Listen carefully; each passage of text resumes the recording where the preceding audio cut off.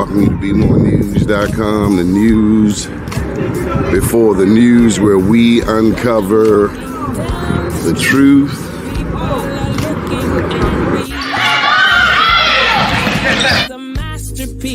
An accent. We need God. Because only God can bring us out of this mess.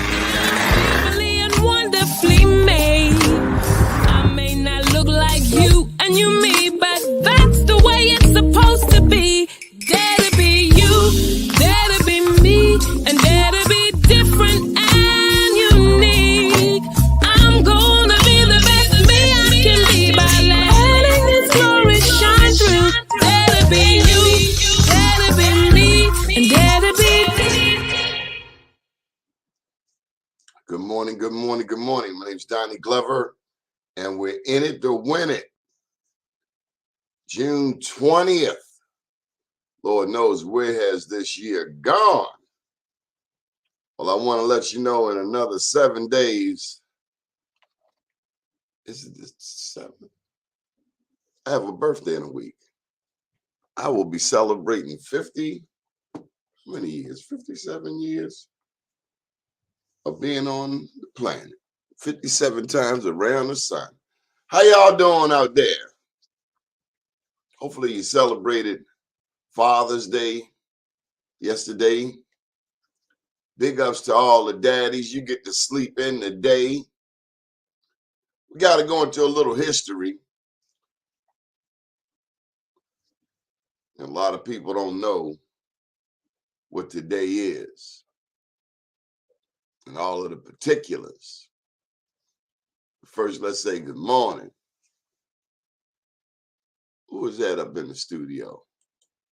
Well, that's Rico. We know Brother Rico. Hey, Brother Rico. Father's Day just went down. The good word says, honor thy father and thy mother, that thy days may be long upon the land which the Lord thy God giveth thee. So, big ups to all the daddies. I don't know who is this in the studio. Okie dokie. All right, so I wanted to share some information with you.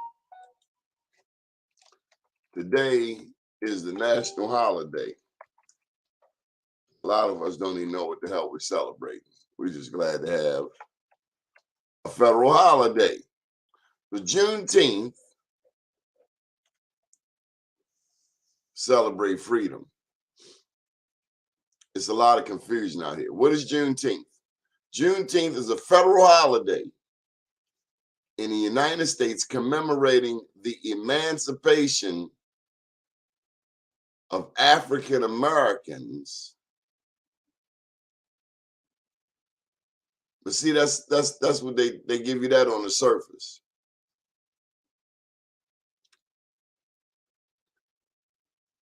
Juneteenth is the oldest nationally celebrated commemoration of the ending of slavery. But what they don't tell you is that this was specifically for Galveston, Texas, for Texas. Juneteenth happened in Texas. It's now a national holiday, but Juneteenth happened for Texas. They got the memo 2 years late. Let me pose this question to you. I got $5 for anybody got the answer. $5, I'll give it to you right now. You do take quarters, don't you? Then if Juneteenth celebrates the ending of slavery in Texas, because the rest of the country knew, they got the memo 2 years late. What did the Emancipation Proclamation do? And what actually ended slavery? Do you know? Do you know? Did the Emancipation Proclamation end slavery? Or was it something else? What ended slavery? Emancipation Proclamation, officially Proclamation 95, was a presidential proclamation, an executive order issued by Abraham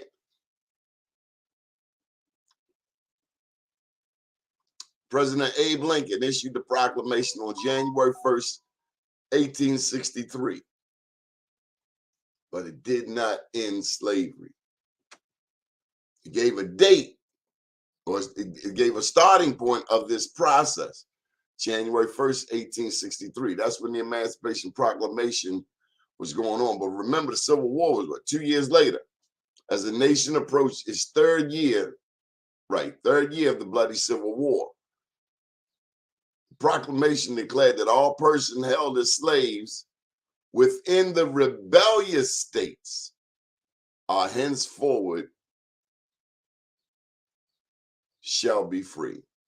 So here in Maryland, the Emancipation Proclamation did not free slaves, because it says as the nation approached, that the proclamation declared that all persons held as slaves within the rebellious states.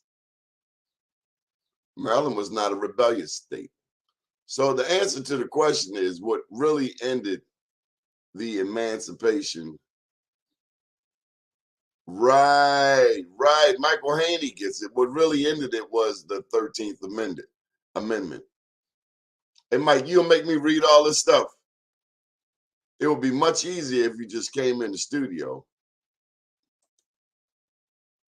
Oh, it's me. Okay. All right. Juneteenth is a hoax. There goes Michael Haney.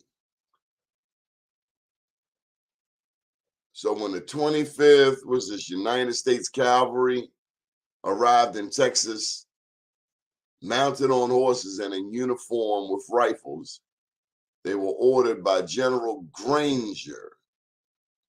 He was a general at 43, not to tell the shocked Texas slaves that they are now free. Disobeying General Granger's order not to tell the enslaved blacks that they were free, the black troops of the 25th, in an act of disobedience, informed the Texas in an act of disobedience. Hey, mama, you free? That's disobedience. Hey, daddy, you free? Hey, Uncle Lou, you're free. An act of disobedience. Do you understand the language? And but more than that, can you wrap your brain around the type of brain that actually thinks somebody else deserves to be in chains? Karma is real. Let me tell you, as you try to carry poison to your enemy, you are bound to spill it on you. The best thing America can do is to be very, very kind to black people. I think that is the most intelligent thing that the rest of America can do, is be kind to black America. It only makes sense to me, because everything that has been done to us,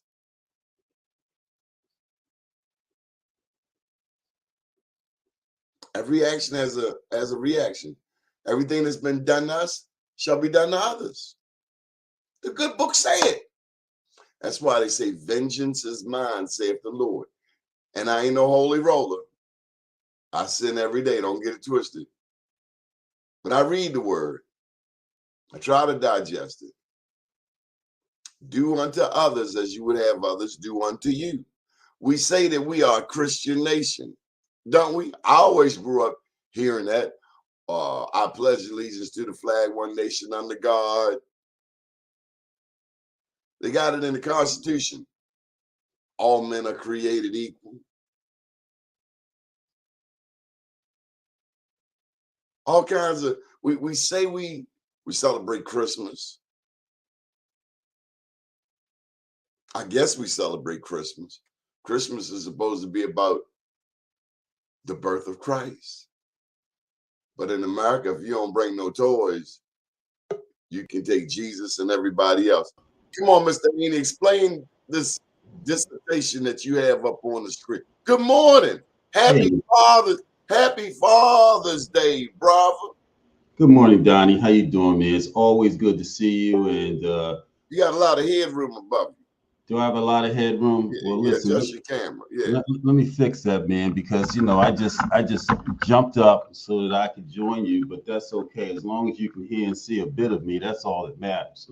So happy Father's Day to you. I called you to try to wish you happy Father's Day because I know that you're one of those fathers that really care. You raise your kids in accordance to our Father, right? The real Father. And that's what it's all about. So as part of But my also according to my father, Donald Edward Glover. Hey God man, rest. we had a awesome show yesterday with six fathers yesterday, and we talked about their dads and the influence of their dads on the process. We went down to the corners of Baltimore and talked to the squeegee kids about their fathers, and it was compelling what they said about their dads if they were in their life, right? So Would all you this is would you documented. say they said the dads were not in their lives? Well, one had his daddy was not both that we interviewed out of all the ones that were there on the corner of North and the entrance to 83. Most of them didn't have a daddy in their life, but they figured it out. But let me go to this point, right? That these kids, we talked to them You about saw June. black kids at North in 83. Yep, North in 83. We talked to them on behalf of Black USA. Because the addicts had taken over that corner and chased the Nation of Islam off that corner. Man, it was a comfortable conversation with these intelligence kids, man. It was motivational and emotional to be out there with them because they want to talk to us, man. And what better day to go out there and do it than Juneteenth, which is a hoax. And the kids Did said you take them any Juneteenth. food?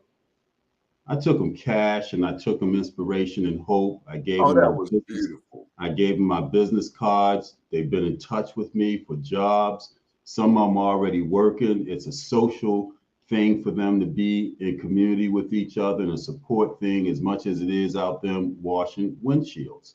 We're going to get back to this Juneteenth thing, but let me tell you first about the squeegee kids because I proposed to the city a number of years ago to take squeegee kids and make them ambassadors for the city. Let them do it for free, pay them hourly, give them soft and social skills, give them signs, welcoming people, teach them about wayfinding so that they can be a About direction what? force, wayfinding, how to get from here to there, how to get them from here to there, so that people would get their windows washed for free. If they wanted to know where the shot tower was, or Bromo Saucer Tower was, or Fort Discovery That was, would be brilliant. teach them, teach That would them. be brilliant. And this would So, be a lift for them to a future job by starting here on the corners and helping people and indoctrinating and being a good ambassador for so, Baltimore. so you know what? I'm hearing you say, just like in baseball, by the young people standing on the corner with the squeegees, that's an opportunity. That's an opportunity. These are people saying, hey, I want to work. And I would imagine that when things get a little different on that corner, is where a pedestrian and the ambassador, the future ambassador, have a miscommunication. Well, Donnie, if we put body cameras on the ones that said they were accosted and saw what their attitudes were, maybe we get both sides of the story, like we did the cop who thought his was off and he was absolutely in the wrong. You know what I'm saying? Because these kids are out there, as one of them said, he says, "Man, I have a regular job. I just need cash to pay for diapers, etc. Plus, I like to be around my people." And to our point, well, hey, let's flip this. Let's have businesses like Leg Mason and Visit Baltimore, give signs, Joe's Crab House. Let these kids hold up signs promoting businesses, washing windows for free. That's a free service the city is offering. Roll your windows down if you need some direction. These kids have been trained. They've got a captain out there monitoring behavior that comes from amongst them, right? To And, ensure that and it's not everyone's going to safe. have any foolishness on his or her corner because they get a bonus for every month of zero No issue. incidents, No issue. not just Absolutely. on their corner, but say a 2 square block Yeah, radius. you set up like a corporation, like a visitor center, You put these kids in nice uniforms, right? And then you have them as representative of the city. So how does that flip a script? All of a sudden, you're coming into town and kids are out washing your windows for free, and you're able to give you direction and tell you where to go. They're Okay, but advertising business. I can hear Jim Shea jumping in. But what about the legality of this, Mike? Is But this what about the legal? legality? They're concerned about of what now? What happens is that the economic justice system of attorneys, bail bondsmen, paid for prison, Well, they pipeline got rid of the bail becomes bondsman. disrupted. They got rid of the bail bondsman. To your Ain't no knowledge. bail. Yeah. Well, they still paying cash somewhere. You know what I'm saying? To attorneys. So all of a sudden it disrupts the system to what the system is paying from a negative perspective now. Because if they want to do something to make these kids, and this would just be a lift to where we want to take them ultimately, which is to a job that gives them a future. It teaches them soft and social skills. It teaches them interacting with people. It teaches them how to be calm in a situation that, it could do a multitude of things, but we could Mike, flip this real quick. Mike, last night I got a phone call. A friend of mine, they were telling me their story. I was telling them about the new demographic of addicts in our majority African American community. There's a new addict in the community. They walk in the streets all hours of the night. And this person I was talking to said that, isn't it funny how the last shall be first and the first shall be last? There was a time, Mike, if you were downtown and you went to cross a downtown street and there was a driver, a Caucasian driver, and they saw you walking near their car, they would lock their car doors. So this African American was telling me how now, when they're driving down North Avenue, and this new demographic of addict comes towards their car, they lock their car doors. Black people locking their car doors from the white addicts.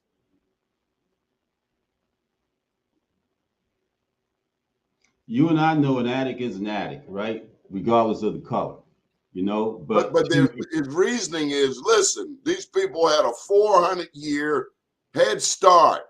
And now these people, many of whom are related to Donald Trump and that whole J6 mindset, now those addicts that were kicked out of the white community are now down here on Pennsylvania Avenue sleeping in alleys. So, Donnie, my perspective is that it's intentional and it's part of the track to gentrification. So that is the first wave across the bow, is a sentiment to those communities, right?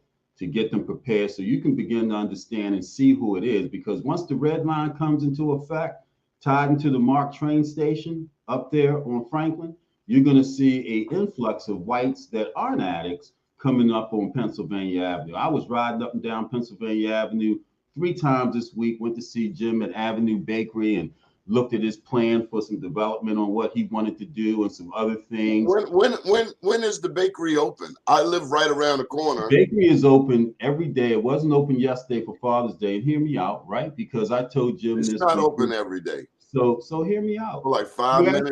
I live right around the corner. I want to know when the bakery is open. I'm insulted. I'm no longer going to accept this. Well, I live in this community, and I ain't never seen that damn bakery open. Maybe one time. When are they open? I got sweet potato pies and I ain't got time to be going around there and they close. Hey, when the hell are they open? 9 to 5? Hamlin. Hey, hold on a second, Donnie. I'm not holding on. We just had a Pennsylvania Avenue parade for 3 hours. We didn't Okay. see any of these people. Okay. So I So think yeah, Jim don't bring Henry, that name over here. We're not having it. but you rather This is take you rather Freedom take Day. you rather take white addicts and give them 15 minutes of conversation versus somebody that may not be doing it quite well yet, to your point, but is Some are down there. police. Some Okay. of them are police. I got one peg right away because he act like a caveman, right? He act all crazy, walking around no shirt. And I'm surprised ain't nobody bust his damn head. But he walk around real crazy. He the police. And the black addicts just walk up to him like this guy's Jesus or something. He's like the leader of the homeless brigade. Yeah, I was up on Pennsylvania Avenue. Matter of fact, I was right around the corner from your offices at my And you good didn't friend bring the coffee. and my good friend Willie, because I didn't know I was going up there. And you see a changing shift. If you look at it, particularly from the outside in, because I get up there a couple times a week, you're up there every day. You're starting to see some things happening that let you know inside the next 10 years, we're going to see some gentrification efforts. But back to these Yeah, squeaky I kids. see white addicts touting again. White Yeah. addicts saying, blues out, coke, dope, and rock, coke, Yeah. dope, and rock. Yeah, I hear you. And as soon as the red line is in construction, their parents are gonna buy your damn house. But it's all good. So let's get My back house to is paid for. well, they're gonna buy it. I said they're gonna buy it. They may offer you $500,000 for it and then tell you to go out to Randallstown and they'll be good because I'm they not get their selling this own house. transportation. This house Okay? is That's what we legacy. all say. That's what we all say. This That's house how is they do. legacy, okay? And then they'll put it at a price, just like they did around Hopkins. They'll put it at a price where we can't come back into the community because that's how they redline us is with the price of housing. They'll buy Donnie out, who bought his house for $30,000 or a dollar sale. They'll buy for $300,000, and they'll make the medium income around there. So if the housing market is about $500,000 with those big, fine 3-decker houses in Sandtown and Harlem Park and I ain't selling my damn house. I don't need your money. yeah. Everybody has their price, including you. Trust me. You and I know that. So you can say it all day long. But if somebody said, "Don, I'm gonna give you $500,000 and I'll put you at a nice little house with a quarter-acre lawn in Randallstown," your ass would be gone. And so it's all good though. It does sound nice. It's all it does sound nice. Everybody has a price. If they bring that offer, how much you say? 500,000 plus. $500,000, Donnie. And the thing of it is, your house may only be worth $250 at the time, but they know it does two things. It gets you out, and it allows them to put it at a price where they know who's going to be their neighbors and around them. That's how gentrification works. And the first thing they do is send their dope addict sons and daughters, not in their neighborhoods to buy, in the suburbs where they are now. They say, go buy your dope down the street from Donnie. Don't stay in here. That's what I'm trying to tell you, Mike. That's stinking thinking. If you think I think it's strategic. I think it's smart. Because look who's upset. Mike, there's something you're overlooking. What am I overlooking? It's a spiritual law. What spiritual law? What spirit have to do with this? There's no. It's all spirit, baby. Check this out. You ever notice the tornadoes that go from Africa to the Western Hemisphere? There is a group of Black people who would suggest that those tornadoes, those hurricanes that come off the coast of Africa are no more than the ancestral spirits coming straight for the Midwest. Or you ever look at those fires out in California? Just on fire, burning up whole communities. There are those who would suggest that those ancestors who had to jump ship crossing the Atlantic, that's a whirling of the spirit. But I tell you, Mike, when you carry poison to someone, you're bound to spill it on yourself. And that's why it's good to forgive and to rid yourself of hate, because but you see, do you hate those dope things in your alley? Do you hate those dope things in your alley? There's one point that you're not connecting with. Okay. Sure, people are coming to buy. People want to buy. They got the money, they buy. But is that really working? Let me get to my point. Black people have a lot of sex and make a lot of babies. That's why they put all the abortions clinics in the black community. You know where they don't put abortion clinics? In the white community. You know why is all this kickback over abortions and Roe v. Wade? It ain't because they care about your black babies. They're trying to save white babies. So what I'm saying is, yeah, they coming. I've been hearing that 30 years. I've been in this house 30 years. I've been hearing that they coming. But you know what I know is also coming? The browning of America. So they better hurry up and buy it because they running out of time. The clock is ticking. Mm-hmm. So you got your point, and I hear you, Donnie, and everybody has a perspective, right? But let's back to these squeegee kids for a second in Father's Day, which was the initial conversation. We're talking about, you know, yeah, but we talked about Juneteenth and Black history with these kids, man, and they said that, slavery still exists. This is what two of the kids said, and that interview is available on blackusa.news on the 60 Minutes in Black USA show from yesterday, where you can hear these kids, these squeegee kids, talk about Juneteenth, Father's Day, Black History Month, and from their perspective, what it is. And generally what they're saying is that we're bamboozled and that slavery still exists. And we know that it does because the 13th Amendment talks about that the only way that slavery can be enacted in this country is for crimes atrocious to a point where you can have imprisonment or slavery. So what do we have with 50%? It's Donald Trump. No, it was well before Donald Trump. Donnie. No, we know from a slave perspective with prisons, 50% of the prisons in this country are occupied by people of color or black people, and a 12% populated country of black people. 50% of the prisons are filled with black people because that's a form of enslavement. With the jobs for 2 cents an hour, that they charge with the cost of prisons for a person a year of $50,000, and then they privatized it, a form of enslavement. And this is what these young people see. And this is why they think when you talk about Juneteenth Day, they're like, hey, man, what's up? Let's see what Chap said. What did Chap say? Man, y'all be putting these long explanations up here. And you know what? He's right, because that's why General Granger did not want to tell. He wanted to wait until the crop season was over before he told. Tell him pick his own damn crops. He wanted them to finish picking the cotton. He wanted them to finish picking the cotton and the crops before they were told this slavery. Pick your own damn cotton, lazy self. Well, Donnie, that's not a reality, And so, to your point earlier, Donnie, about I told you, well, go round, come round. The same thing that you do to people will come back around. Let me tell you a story. I know this famous drug dealer when I was a kid.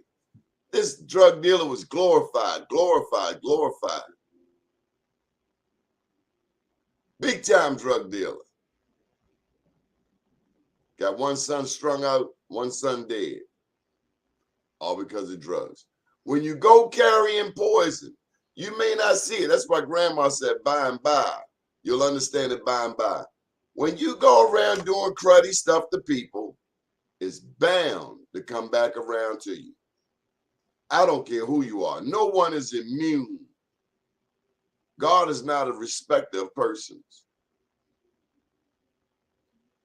Whoever you are, what goes comes. Show me somebody who can avoid karma. Show me one. So I see Chap's comment regarding there's some toxic. Except that guy from the 800 club, 700 club. Because that Pat Robertson, karma be missing him. Yeah. And then they get up there and pray for people. After they done said every racist doctrine, they're going to bring Jesus into it. 700 club. Pat, what's his name? Pat Robertson and his son. Yeah, his son runs it now. In the name of Jesus, it's all When I hear commercialized, that dude all start to about pray, it's money. like, oh my God. It's all about money, Donnie. We know it. It's just their form of commercialization, and it's okay You that they do can't that. pimp God, brother. Yeah, you can if you want to. That's what they do. That's what they choose to do. It's okay, Donnie. Go round, come round. I'd rather talk about, although I know it's your show, I'd rather talk about in our community What you say versus again? Pat He said, Robertson. I know it's your shit. It's your show, man. Right now, for now, it's your show because people really want to hear me Ladies and and you gentlemen, talk. that's a dry threat. Is that what that is? I don't think so. So Chat made a comment about some toxic guys on that corner. There's some toxic guys down at the Leg Mason building, and there's some real toxic people at City Hall. So I know that toxic people are wherever. And I heard that, so like we can't generalize at bad incidents. We can't generalize the good squeegee kids out there like Fats, Nate, Pee Wee, Dope Boy. It just depends on who is working those corners. No, it depends on our ability, Chat, because I don't disagree with you. Our ability to interact and not be afraid to mentor and to talk to these young people. Because do we expect Wall Street executives down at North and the entrance to 83? Do we expect If they squeegee? start sniffing Do we cocaine, they're expect gonna be there, not the squeegee? capacity that they thought. You Do know, we let me tell you, expect a squeegee mentality at the Leg Mason building? let me tell you something. When I see these white addicts in my community, There you go. I know that some of them come from some good jobs. There you At go. first, when they first start coming around, clean as a whip, real There you clean, go. real clean. After one weekend in Sandtown, But for real, Donnie, I don't give a then damn they go about off the and get white treatment, addicts. then I they come don't back. care about the white addicts in your backyard, man, because that's I where they do. belong. I That's do. where they belong. Then move or I move care them about out. And so my point was earlier, Donnie, because it's not that you're wrong, and I'm just being facetious in saying that. I said that there is a bigger coming than those white addicts in your alley. We just have to understand the order of process.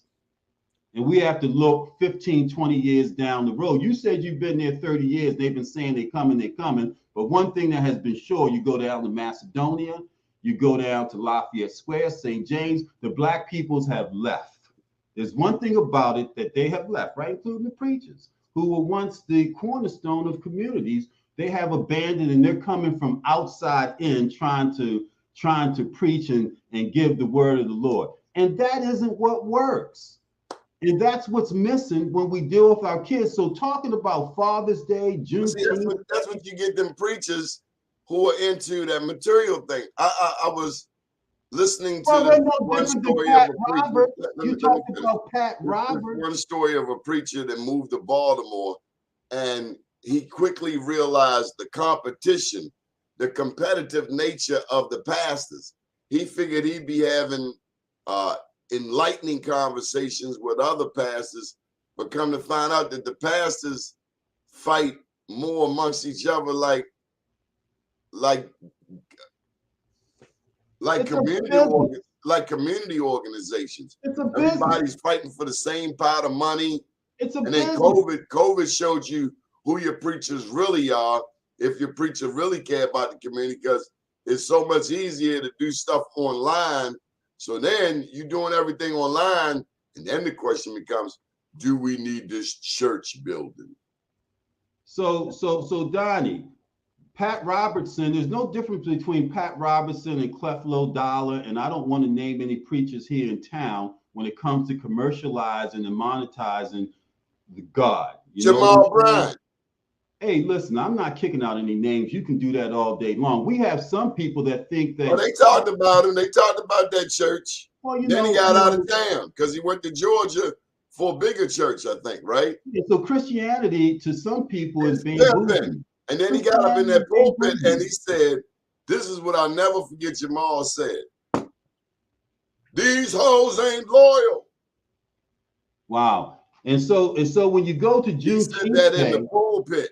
when you go to Same man Juneteenth that built Day, the Freddie Gray Center on Utah Street. You know, Freddie Gray was Pennsylvania Avenue, actually. yeah, I know exactly what you're saying. When you go to Juneteenth Day and the commercialization and the bamboozlement of how they all of a sudden, so what if before Biden signed last year, Juneteenth Day as a federal holiday, what did they think of us then? Were we still slaves up until last year? And all of a sudden it's federal and it's commercialized? I've never been a slave. My ancestors weren't. They might have been enslaved, but I best believe if my ancestors were anything like me, well, they were first looking, define slavery, Donnie. opportunity, Define slavery, because you are a slave. looking for the first opportunity to cut the jugular. That's the left side of the neck. I ain't your slave. Donnie, they cut within between your ears, man. You may not be in chains and shackles. I'm a child of the Most High. Well, Donnie, you know, sometimes we gotta check and out the our first thinking. chance I get.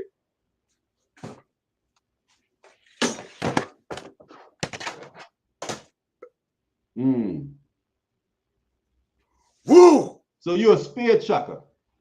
Is that what you are? You call it what you want. No, I'm just asking you. You pulled the spear, now you're a spear chucker. I pull the spear out, you damn Skippy. That's what Shaka Zulu. Zulu. Okay. Did you see what the Zulu did to the British? Wore them hind parts out. But see, then we get the land. We need some gold and diamond refineries. We got to understand the business of refining diamonds, because other people have mastered our stuff. Hey, Donnie. And you got to stop letting people from all these other countries come into your country and buy it up.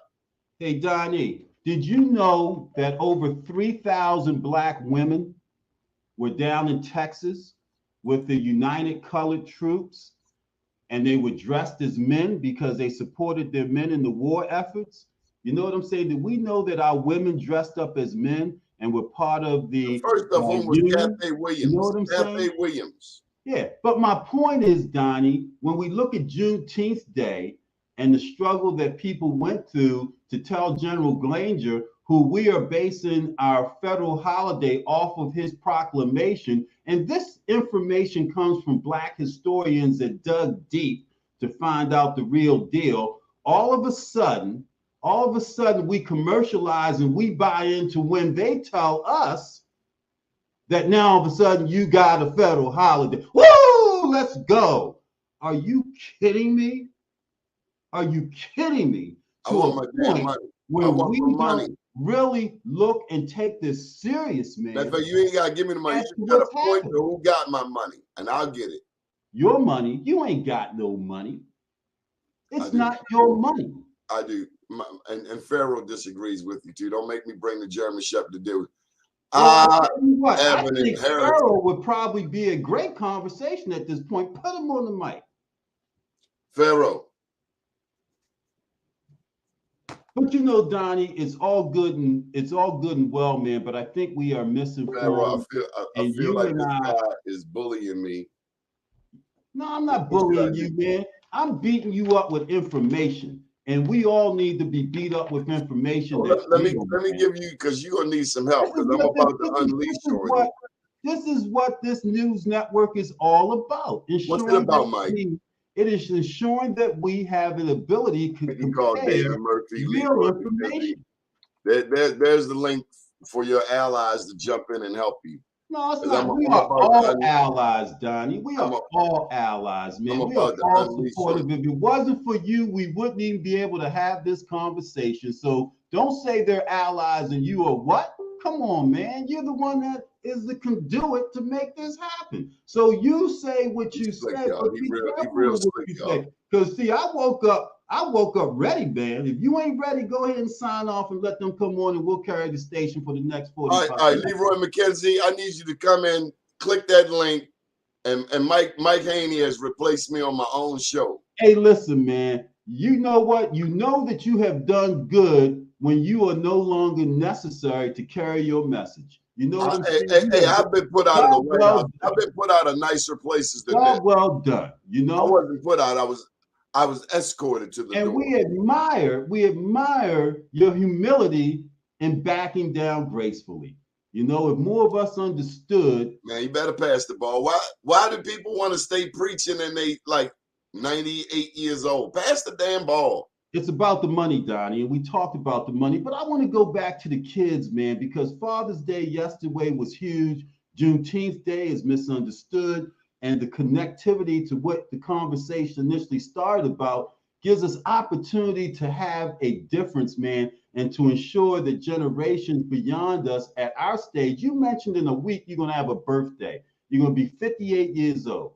You know, what is your legacy to a point where it influences others in your community the way that you want it to, man? And we're almost there. We're almost there because we're talking and we're in conversation with each other and we're comparing notes and we're talking about Jim Hamlin and measuring how he may not be as effective as we want to, but he feels he is. So we have to have when we see Tharu Vignaraja on television, most of us, let me finish my statement. Most of us that love Baltimore see a carpetbagger. I've lived in this neighborhood for 30 years. Just because you put a billboard up with some pictures of Kwesi and Thurgood Marshall and you got a bakery and you go around telling people that you love Pennsylvania Avenue, that ain't no more than some Tharu Vignaraja. We need to have conversation. We need to have Jim. We need to have Jim Hamlin. Maybe we bring Jim Hamlin on your show. Tharu Vignaraja. Bring him on your damn show. I've been down that road. I brought Jim Hamlin on my show 20 years ago when he was working for it's a new day. It's a new day, when he was working for UPS, probably where he first got the idea from, because at that time, stop cutting me off. Stop cutting me off. No, George Gilliam. I'm interjecting. George Gilliam is the one, he and his late wife, Stephanie, that put Pennsylvania Avenue, the Cadillac Parade, the Marquee, back on the map. So if you're going to have a conversation about historic Pennsylvania Avenue, then at least understand the history. It had nothing to do with Jim Hamlin. This had long before Jim decided to retire and come and do his little project. But George Gilliam is the one we pay homage to, because George and Stephanie got the ball rolling. Dr. Leroy McKenzie. How you doing, Dr. McKenzie? Brother? How you doing, Good morning. Donnie jumped off. Man, we kicked Donnie out, man. It's all good. How you doing, Doc? It's a great conversation. But I did notice you wanted to, and you've been trying to get to it all morning about the squeegee kids and what you would in your conversations with them. I want to hear that. That's what I really want to hear, and how that went with them, because that's huge. Everybody wants to put a negative connotation on those young men, but you went down there. To me, you seem to have gone down there with some tangible solutions, having a conversation with these young boys that said they wanted to talk to you. They're hungry. They're hungry. They want to talk to us, man. They want to talk to us. I was comfortable. I took God's grace with me. I was not in fear. You know, I was not apprehensive. They looked at me kind of crooked because it was a few of them there, and we were good, man. And we've been communicating since Saturday. But the point of it is that Daphne Austin, the head of Mothers of Murdered Sons and Daughters, said a few weeks ago, why are we afraid of these kids? Let's go talk to them. They ask us where we've been. Yeah. Here's a mom, just like Erica Bridgeforth with Ceasefire, a female, right? Out there leading the effort on corners of our kids that are caught up in these atrocities. And here is Father's Day, right? Father's Day. I'm a dad, I'm a man, and what ownership am I going to take of my community? You know what I'm saying? Not go down to Curl Park and celebrate on a moon bounce or do double dutch. You know what I'm saying? But go down and engage eye to eye and listen to these intelligent children who need and who are begging for our mentorship and bringing some good, reasonable ideas, man, and asking them their thoughts and opinion, not telling them, but what do you think? What's your thoughts? What would you like to see? How can we get this done? So that they have some buy-in to the solutions if there's a problem. Not tell them that, hey, I want you to meet me up at Cahill Rec at 6 o'clock to talk about the squeegee kid. Well, why can't we go down to North? Why can't we go down to Drew Hill Ave where they are and conduct our conversations in their environment? and have conversations with them. And it talks about meeting people where they are. So there's a comfort level with them, not our comfort level, man. We're almost on the cusp as a people, as Black people, of changing the dynamics of conversations. And Donnie doesn't realize the greatness of what he has done and started, because we wouldn't be talking like this if it wasn't for his platform. Absolutely. They wouldn't have had the opportunity to be on 60 Minutes in Black America on the BlackUSA.News network if it wasn't for him.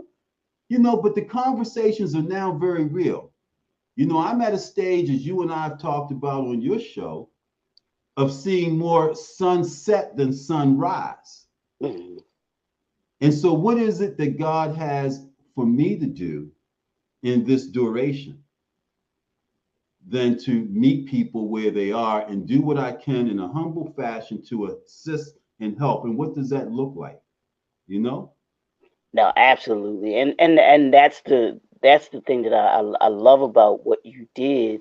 And many of us, when it comes to making a difference, and doing those things that we feel are a risk and everything like that, aren't willing to take a risk.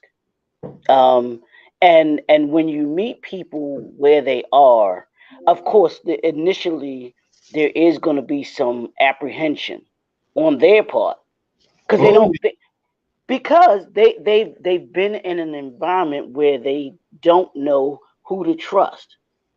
They don't know they've been disappointed. I'll use that word so many times, so they have that guard up of anybody that says that I want to help. So they're like, well, what do you mean you want to help?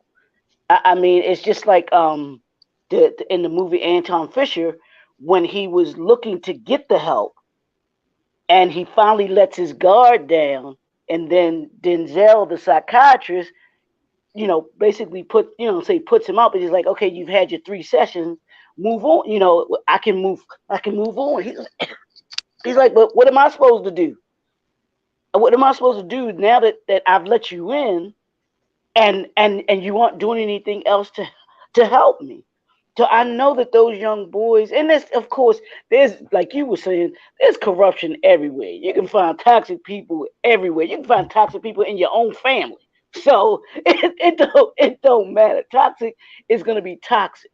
and That's just you're what. right. Doc, you're absolutely right. And so my question to them wasn't about where I could help. It was about what did they think, because until we have conversation, I don't Right. know what help looks like for them. And they may Correct. not know what help looks like to them, unless we talk and dialogue and hear what it is they want. Like he wants to be a culinary student. He has a Wow. job. He uses that cash from the squeegee kids to buy cash, diapers, etc., until he gets a check, because what he's Wow. making ain't enough. You know what I'm saying? But he Yeah. wants a job working in a good restaurant, making good benefits as a cook. Trayvon wants to own land.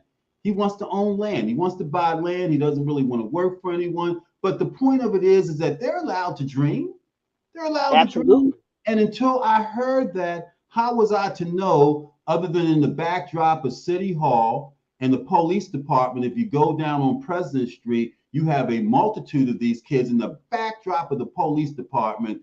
How that is the most profound scene. In the backdrop of our police department, these kids are going unchecked and unchartered in their life, and we talk about them on the nightly news with the police every night.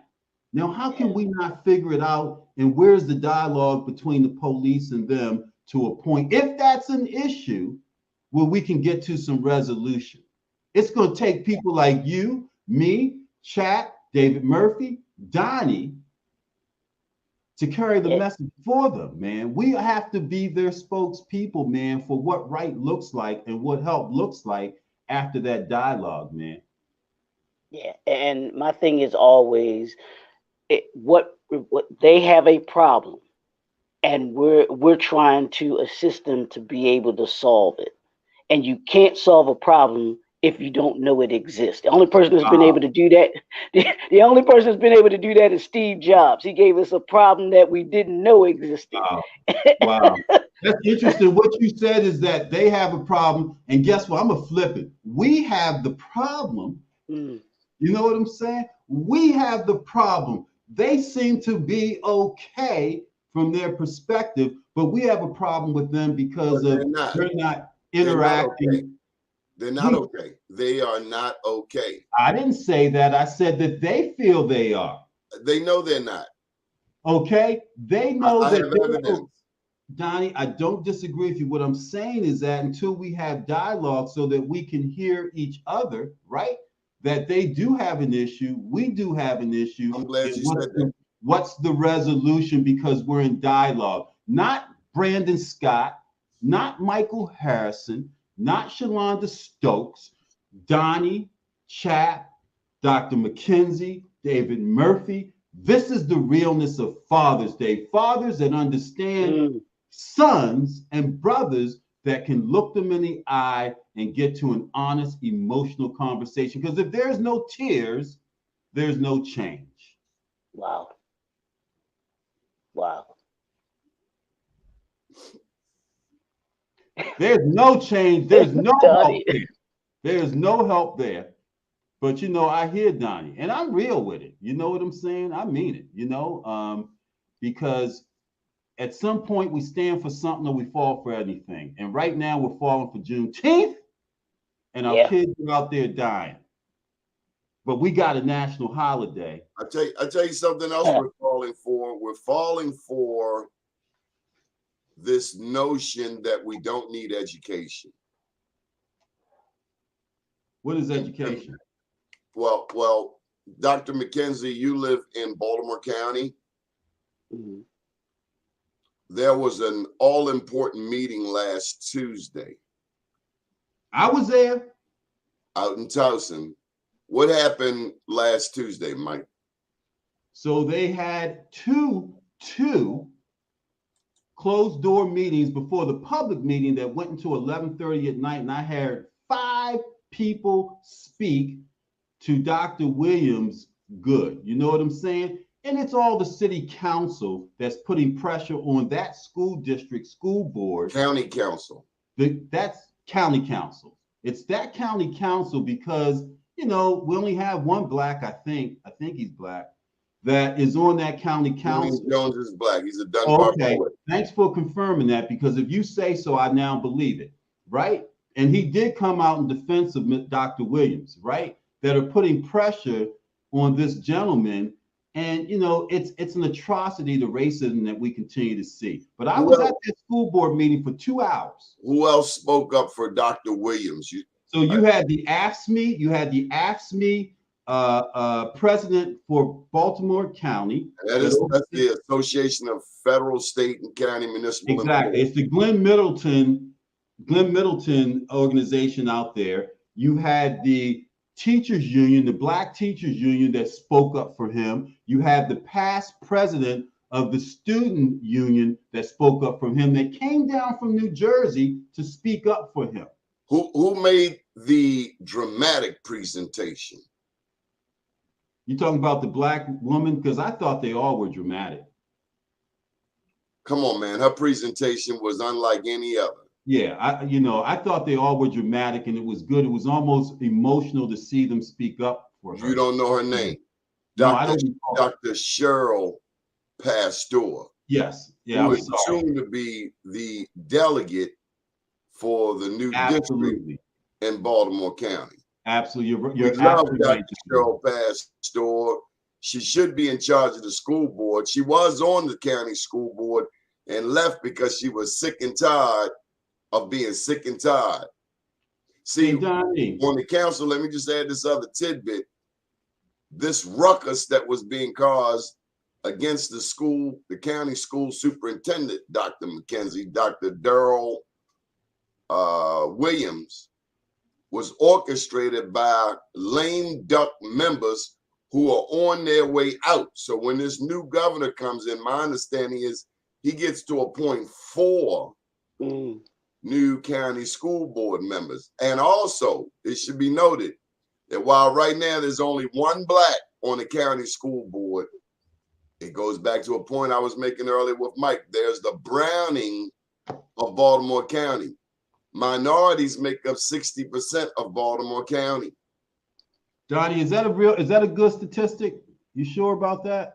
Minorities, Black, Latino, Asian, Indians. Okay. I'm sorry, of the students. Okay, right. Of the school district, not the county. Of the students. 60% of the students. And again, I told you who reproducing, and black and brown babies, they reproducing. Hey, Donnie, since I'm the oldest, I'm an old guy, old fart here. Can I get 1 minute to plug something that I think is crucial for us on Black USA News? Sure. So tomorrow, I have a special broadcast of 60 Minutes in Black America with a guy named Dan Cox. He is endorsed by Donald Trump, right? And people are like, oh, why you do that? If we don't begin to listen and hear what those who may be in power have to say, in addition to that, how do we begin to nurture relationships and change hearts? And he's going to be treated with dignity and respect, as I expect to be treated with dignity and respect, elaborate on his platform, you know, and he is a described QAnon's conspiracist, whatever. But we're bringing him on so we can have dialogue and we can talk about how he would govern a state as diverse as Maryland if he was elected. And he's coming up the polls hard because Trump has endorsed him. But it doesn't mean that we turn our backs and we not listen and have these conversations, Donnie. Who's he running against? He's running against Kelly Schultz. And what's the likelihood that he'll beat her? He is within 4 points now. He is within 4 points of her. It has tightened up considerably. She knows it and he knows it. Hey, look at the recent polls with Hogan being trounced by Donald Trump if he was to run for president in his own state of Maryland. Okay? His own state of Maryland, Governor Hogan, who has been the most popular governor in the history of the state, according to the polls, if Donald Trump was to run again and Hogan was to run for president, 70-28 is the percentages that Donald Trump would beat Hogan by. So you tell me this guy, Dan Cox, who's not a dummy. He's not a dummy. He has some interesting policies because I research heavily on everyone. He has a chance. Oh, yeah. What's interesting about his policies? In terms of what, first of all, he has 10 kids. He has 10 kids and he's not Catholic. You know what I'm saying? So he has this environmental agenda and he has this political agenda that is got 10 kids, but he sides with a guy that has no empathy for children. Well, you know what? Listen to 60 Minutes in Black America at 1 o'clock tomorrow and you'll hear what it is that he has to say. That's all I can tell you. Dr. McKenzie, it's always a pleasure seeing you, brother. I have so much. She's gonna kick his hind parts. She's gonna kick him up and down Liberty Road. Brother Mike, I wanna connect with you this week too, because I got some things I want to talk to you about too. So, but this has been a great conversation, Donnie. Donnie, this is what I love about you and what you do. You bring conversations and you bring topics and those things that people aren't going to readily hear about. You know, you really inform us on what's really going on. And I like your, I love your moniker, the news before the news. This is the news before the news. So I appreciate you being able to have this. And like Mike was saying, you bring these things up, and without it, there's so much that we would not know about. So I echo what Mike was saying. I appreciate you for what you do, man. This is what it's about. So Leroy, before Mike goes, who do you like for Attorney General? Ooh, oh my God, he has to think about it. Well, I mean, I like. See, by the time be honest with you, Anthony Brown has already become Attorney General. Don't tell me that. O'Malley's getting smashed. They say the O'Malley name is Mud from. Yeah, well, we know that. I like Tim. I like Tim Adams. The comptroller race. Oh, I'm sorry. Yeah, it sure was. I'm sorry. Yeah, because I did see. I had to laugh when I saw that Anthony Brown was running for. He bought an L and be more news. Hey, Donnie, you got to get Tim Adams back in here. We got to hold him hostage, man. We need a forum with Tim Adams. We got to lay hands on him, man, because he has an opportunity, because he has the ability from cash to really get things going. But he needs our people are confused. A lot of us are buying the rhetoric from Brooke Learman. That's why I said who came on this show early in the race. Yes. He had zero rap for black businesses. And now everybody's saying, oh, we got to get Brooke on your show. And I'm like, well, when she was here the last time, she pretty much told me to go to hell. You tell Tim Adams, you need to bring Tim Adams on with a couple of us, and we need to lay some hands on him and enlighten and wake this brother up. Because he's a good brother, okay? But he needs a boost, huge, in order to make up a little bit of a gap to make it a race. But he's Brooke Learman's credit. Brooke Learman has scientifically tried to do the O'Malley on the black community, hoodwink us, what's the word? Convene our black elected officials like, come on, vote for me, guys. Vote for me, guys. That's her daddy. That's her powerful daddy. Her powerful daddy. Yeah, but she pretty much told black business to go jack off. Yeah. Pretty much because her daddy controls the slave mentality black guys who are going to ensure that they do these. I'm sorry, did you just say Peter Franchot had slaves? What'd you say? I said her daddy. I did not say that. I would never I thought say I heard him say Peter Franchot had slaves down. No, Peter's a good friend who I respect highly, man. Does he own slaves? Peter Franchot? Yeah. No. Okay, I was just checking. No. Until someone proves me differently. You said Django what? That's my head of my president. That's my president in Nairobi, Africa, Paul Jingo Masai. Is that who you're talking about? You said Peter Franchot is the slave's messiah. No. I didn't say that, Donnie. We have a bad connection. You said you love O'Malley? What'd you say? We have a terrible connection here. But it's okay. It's okay. Let's just embrace Tim Adams. Let's embrace Tim Adams. We'll figure out the gubernatorial race because we have documentable tape holding people accountable for what they say that we can play 3 years from now. Tim Adams needs a laying on of hands of the black community, particularly in Baltimore. He's in Prince George's County, and I think we can help him, but he's got to be ready to listen. Yeah. Bring him back. Brooke Learman has worked very hard to get that seat. Her daddy worked hard. Her daddy worked hard to get her that seat. Listen, man, we know how it works. We know how it works.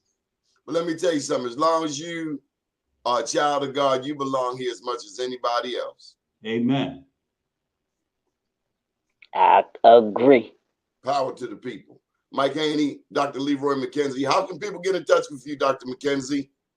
They can connect with me at http://linktree, and that's linktr.ee/JNF Enterprises. That'll give you a list of everything where you can go. So all social media links and YouTube and all of that good stuff.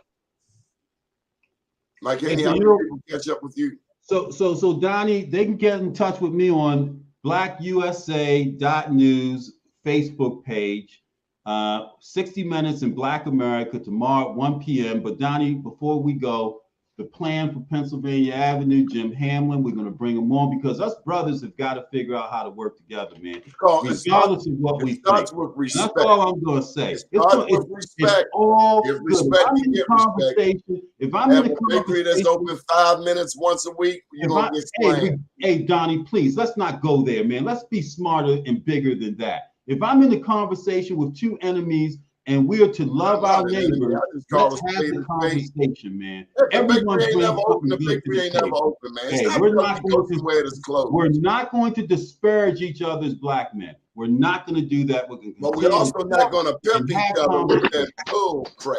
Hey, we get pimped every day. So maybe we learn to be better pimps from each other. Donnie, you have a wonderful day. Good morning, world.